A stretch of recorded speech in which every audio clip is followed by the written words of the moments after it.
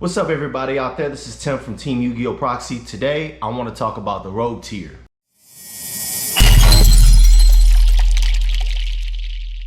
What's going on everybody? This is Tim from Team Yugioh Proxy. Go ahead and smash that like button and subscribe to our channel. Hit that notification button so every time we have a video, we'll definitely be able to give you some delicious content. Today, I want to touch on the Rogue tier. Yes, I got my little one right here. He didn't want to leave me alone to do the video, which is fine. Yes, it is.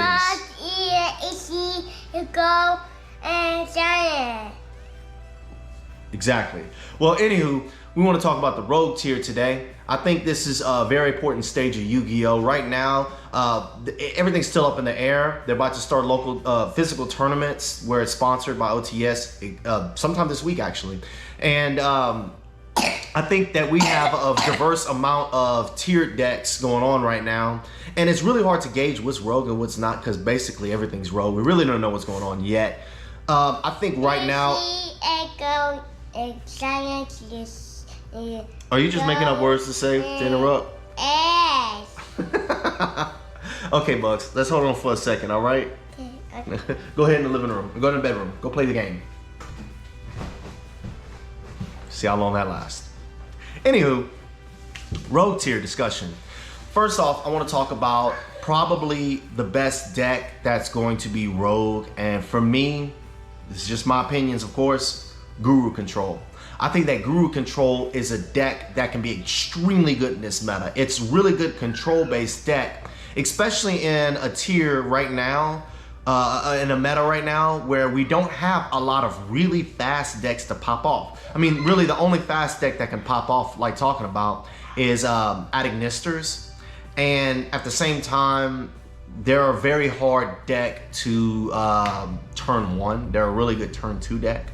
So I think Guru Control is a very strong deck for this format. I'm not exactly sure all the people that's out there using it right now. I think right now, as for formats concerned, I think that the Europe TCG is definitely a little bit above us in America's TCG. Mainly because they have a little bit more creative style when it comes to the cards that we have. And that's why a lot of people here mainly just stick with meta. You have some people playing a lot of Rogue decks, but it's not as prominent as you would see in Europe where they have a lot of Rogue strategies going on. And Guru right now is a very strong strategy. I think coming into the next format, I would not be surprised to see this jump up into a tiered category. Very strong. Definitely, if you don't play it, give it a try. The next strategy I want to touch on is the amazement strategy. Yes, it is amazing. I know that was kind of corny. We've seen it paired with Eldritch, and I think that that is a very strong strategy. I think that Eldritch paired with anything is pretty much good. It's almost like the Dogmatica strategy. It's just kind of getting splashed, but whatever. If it works, it works. But I think amazements are very good. I think that this is a strategy that could be extremely splashable. You can splash the amazement strategy in a lot of things. I think that you don't even really need the big guy. The woman, she actually sets one from your deck whenever it's normal summon. I mean, that's already amazing as it is. And you don't have to run a whole lot of it for it to click off in your deck. I think this is really good for a control build, a control strategy. The Horror House, I mean, that is a really good trap card, and I think that is a card that definitely needs to see more play. I mean, it's absolutely amazing. Good times. Amazement, I think, really good strategy going forth. Definitely a really good Rogue strategy. I think that's definitely needed to try out. I think another really good strategy that I think I would like to see people play is War Rocks. No, nobody's going for that one?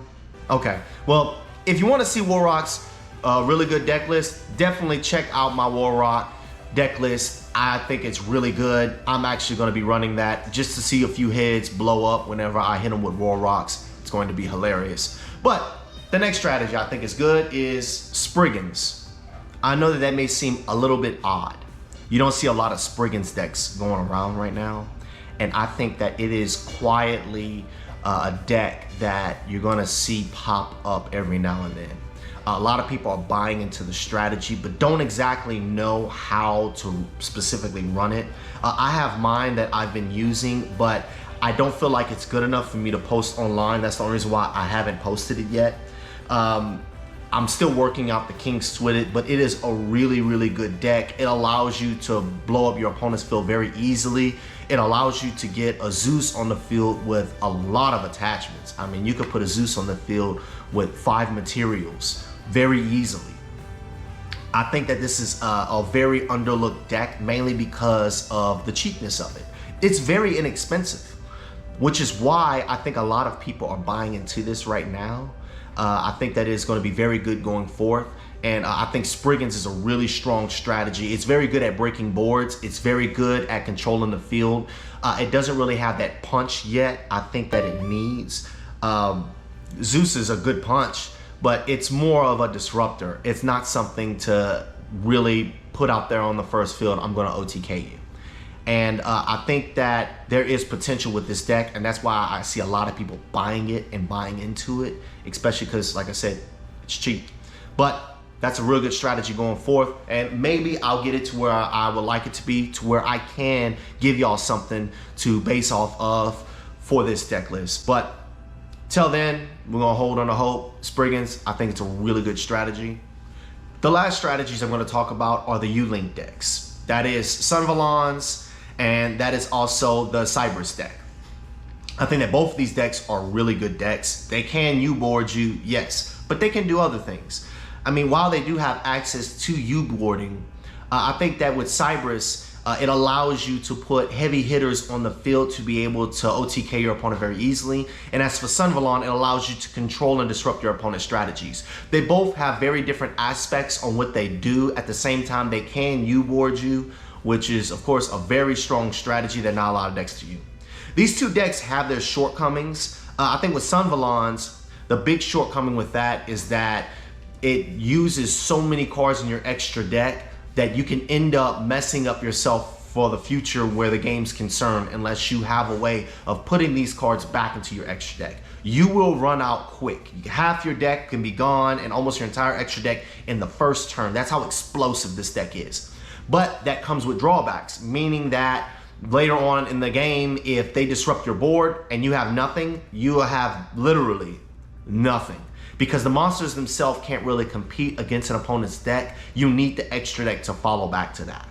As for the Cybers deck, we all know what it can do. We've definitely seen a few of them top here and there. We definitely seen what it does in Japan. I think the thing that it's missing the most is a defense. A long time ago, I used to play Life Sworns. I used to tell everybody, my life points are my defense. I will use every one of them to beat you, and I was very prominent with my Light Sworn deck. I was very good. I definitely topped quite a few times, and it was a very enjoyable deck at that time in that format to play. I think nowadays that is not exactly a very good way to go about Yu-Gi-Oh!